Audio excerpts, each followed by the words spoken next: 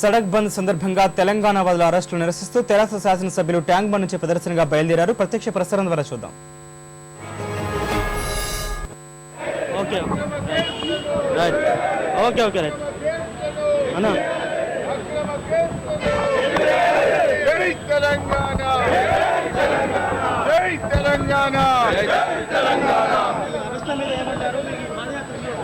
ముఖ్యంగా ఈ రాష్ట్రంలో ప్రజాస్వామ్యం పట్టపగలు కూని అయిపోయింది.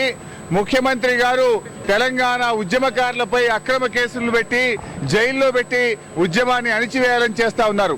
అందుకే భారత రాజ్యాంగ నిర్మాత అయినటువంటి డాక్టర్ బాబాసాహెబ్ అంబేద్కర్ గారికి ఈ రోజు మెమోరాండం ఇచ్చి, అంబేద్కర్ ఈ ప్రజాస్వామ్యాన్ని కాపాడు, ఈ ప్రజాస్వామ్యాన్ని కూనీ చేస్తున్నటువంటి ఈ ప్రభుత్వాన్ని గద్దెదించడానికి అవసరమైనటువంటి మనోధైర్యాన్ని బలాన్ని మాకు ఇవ్వండి అంబేద్కర్ గారికి మేము మెమోరాండం ఇచ్చి అంబేద్కర్ స్టాచ్యూ నుంచి అసెంబ్లీ వరకు టీఆర్ఎస్ ఆధ్వర్యంలో ఈ పాదయాత్ర చేపట్టడం జరిగింది. ఈ రోజు శాసనసభలో ప్రభుత్వంకి అడ్జర్న్మెంట్ మోషన్ ఇచ్చాము ఈ అక్రమ అరెస్టుల మీద.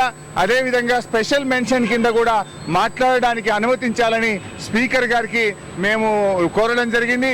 ఈ రోజు నిన్న జరిగినటువంటి సడక్ బంద్ సందర్భంగా జరిగిన ఏదైతే ఉల్లంఘన ఉందో, పోలీసుల ప్రవర్తన ఉందో, అక్రమ కేసులు పెట్టిందో దానిపై ప్రభుత్వాన్ని నిలదీస్తాం. మరోవైపు ఈటల రాజేందర్ గారు మీ శాసనసభాపక్ష నేతను అరెస్ట్ చేశారు కదా, ఈ నేపథ్యంలో పార్టీ ఈ అరెస్టు మీద అతనికి న్యాయపరంగా కావచ్చు, పార్టీ పరంగా ఎలాంటి కార్యాచరణ ఉంటుంది? ఇప్పటికే మా టీఆర్ఎస్ పార్టీకి చెందినటువంటి న్యాయవాదులు నిన్ననే అక్కడికి చేరుకొని బెయిల్ మూవ్ చేయడం జరిగింది. ఈ రోజు కూడా మళ్ళీ బెయిల్ మూవ్ చేసి న్యాయపరంగా మేము తప్పకుండా బెయిల్ తీసుకుంటాం. శాసనసభలో ఈ రోజు మా నాయకుడి పైన, కోదండరాం గారి పైన జరిగినటువంటి వివక్ష మీద గట్టిగా ప్రభుత్వాన్ని నిలదీస్తాం. సభ అయిపోయిన తర్వాత మహబూబ్ నగర్కి వెళ్ళి రాజేందర్ గారిని మేము కలవడం జరుగుతుంది.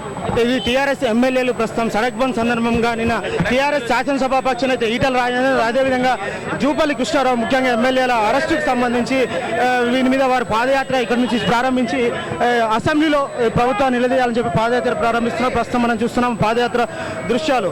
ఇది ఇక్కడ నుంచి తాజా పరిస్థితి. Over to studio.